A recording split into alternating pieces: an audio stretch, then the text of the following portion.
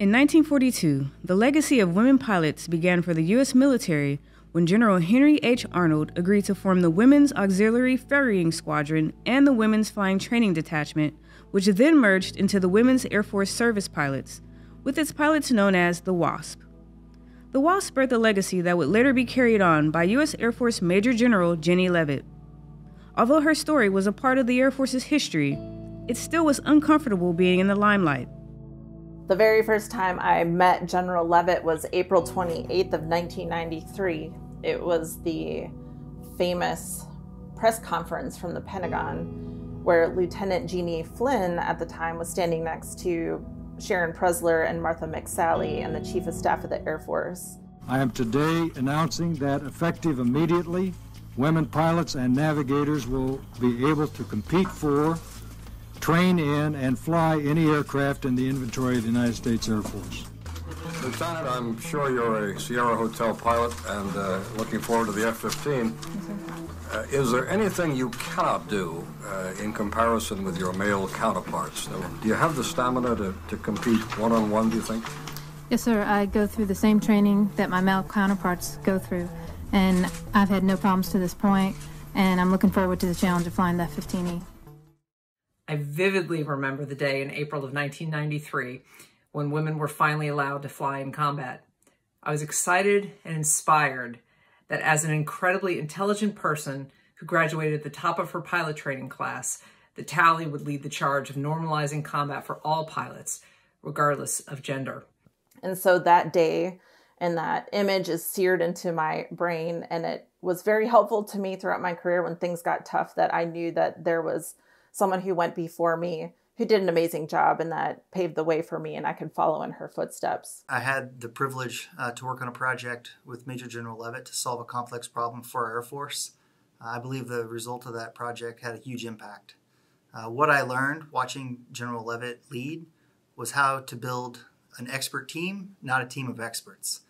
Tally may have led in many capacities as the first female, but the fact that she was female was unimportant to me. She was an exceptional officer and pilot, fiercely competent, driven, focused, and always professional. And what I admire most about her is her unique and genuine humility and kindness that sets her apart as an incredible leader, pilot, and human.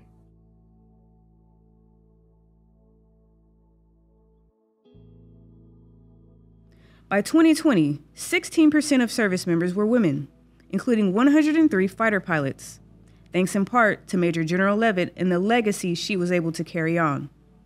As we watch a barrier breaker, wingman, and leader in this chapter to start another, we thank her for all that she has done.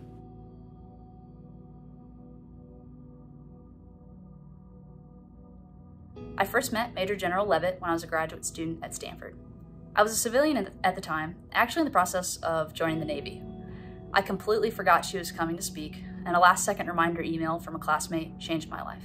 I decided to go to the talk about 10 minutes prior. I stayed after to ask her a few questions, but honestly didn't think that anything would come of it. A few days later, a few folks from the Air Force reached out asking if I wanted to set up a time to speak to General Leavitt one-on-one. The following Saturday, we spoke on the phone at length. She told me all about her career and offered up a space for me to ask any questions that I had. I hung up the phone from that conversation and immediately told my parents, I'm joining the United States Air Force. Her mentorship did not end there. She continued to check in with me. Eventually, I went to officer training school, and she flew down to Maxwell Air Force Base to commission me herself. It was one of the best days of my entire life. Because of my interactions with General Leavitt, well, first I met her when I was a Gold Bar recruiter in New York City, and I told her that I was going to pilot training, and she basically asked what I wanted to fly. I told her I wasn't sure, and then she offered to attempt to get me an F-16 incentive ride at Shaw Air Force Base. I was super grateful, and I was like, yeah, if you could do that, that'd be awesome. And so sure enough, she made it happen. Because of my interaction with her, and over the past 4 years, our relationship has continued and we've been able to keep in touch. I am now going on to fly the F-35A after my assignment here at Vance Air Force Base. I wouldn't be where I am without the mentor that she has been to me. Congratulations on an outstanding career, and I hope you enjoy your retirement. I would follow her anywhere. So With this tribute to her, I thank her for her leadership, and her legacy of service lives through me. Thank you.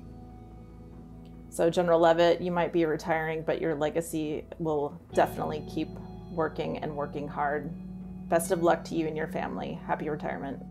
General Leavitt, Tally, thank you for your service, your leadership, your mentorship, your example, and your friendship.